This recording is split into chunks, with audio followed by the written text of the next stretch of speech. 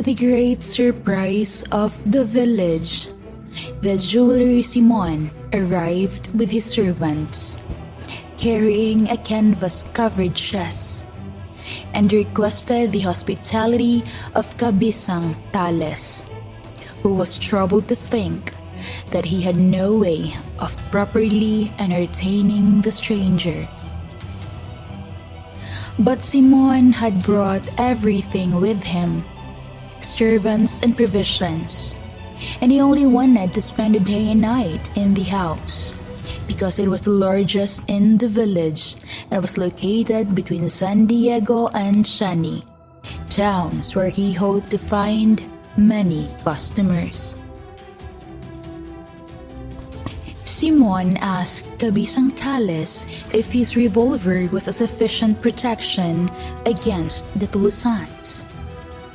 "They have rifles that shoot a long way," was their rather absent-minded reply. "This revolver does no less," remarked Simon, firing at an Erica palm, some 200 paces away. Kabisang Tales noticed that some knots fell, but remained silent and thoughtful.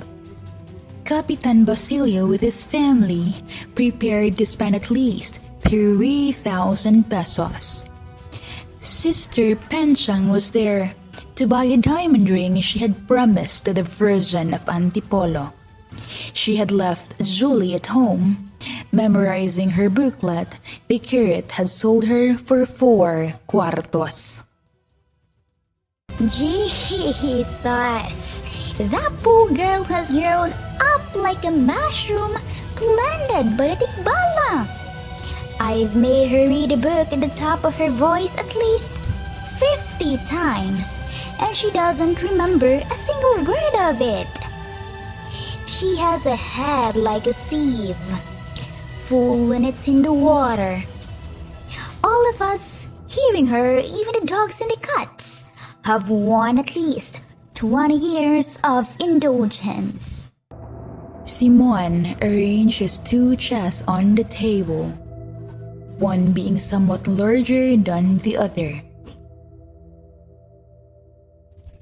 "I have necklaces of Cleopatra's real and genuine, discovered in the pyramids, rings of Roman senators and knights, found in the ruins of Carthage. Probably those that Hannibal sent back after the Battle of Cannae. Also, I have brought besides costly earrings of Roman ladies, discovered in the villa of Annius Museus Papilinos in Pompeii. Here we have some old diamonds. This ring belonged to the Princess Lamballe, and those earrings to one of Marie Antoinette's ladies." Sister Penchang thought that with such a gift, the Virgin of Antipolo would be softened and grant her most vehement desire. For some time she had begged for a wonderful miracle to which her name would be attached, so that her name might be immortalized on earth and she then ascend into heaven. She inquired the price, and Simon asked for 3,000 pesos, which made the good woman cross herself. Sus Mariosep, As if to increase the admiration of the beholders, Simon took the stones out with his tapering brown fingers. The reflections were so many facets. The thought of her great value fascinated the gaze of everyone. Kabisang Tales, who had approached out of curiosity, closed his eyes and drew back hurriedly, as if to drive away an evil thought. Such great riches were an insult to his misfortunes. That man had come there to make an exhibition of his immense wealth on the very day that he, Tales, for lack of money, for lack of protectors, had to abandon the house, raised by his own hands. He slapped the chest and went on the loud tone in bad Tagalog. Here I have us in a medicine chest, life and death, poison and bomb. And with this handful, I can drive to tears all the inhabitants of the Philippines.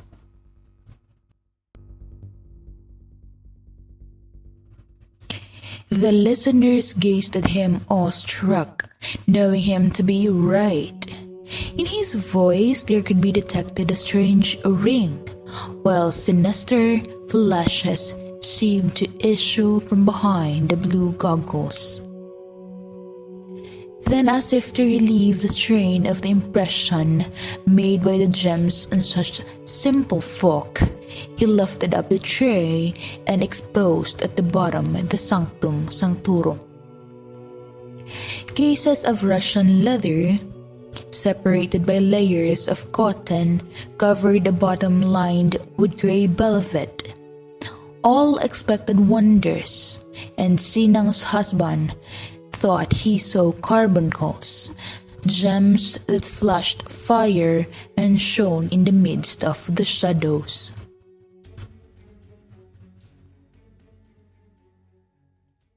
"You, do you have something to sell?" he asked Kabisang Tales, noticing the latter watching the sales and exchanges with covetous eyes. What about Mary Clara's locket? It's a locket set with diamonds and emeralds. My old friend wore it before she became a nun. Simon watched Kabisang Tales, who, after opening several boxes, found the locket. He examined it carefully, opening and shutting it repeatedly. It was the same locket that Maria Clara had worn during the fiesta in San Diego, and which she had, in a moment of compassion, given to a leper. I have taken a fancy to his locket. Will you take 100? Tales stared foolishly at Simon, as if in doubt of what he heard. 500 pesos? He murmured. 500. Repeated the jeweler in a voice shaking with emotion. If you will allow me, I'll go to the town to consult my daughter, and I'll be back before night. This was agreed upon, and Tales set out at once. Simon waited in vain for Kabisang Tales to return that night. But the next morning, when he arose, he noticed that the leather holster of his revolver was empty.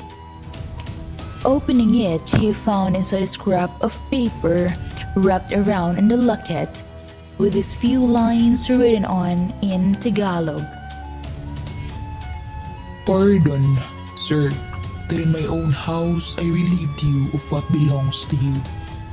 But necessity drives me to it.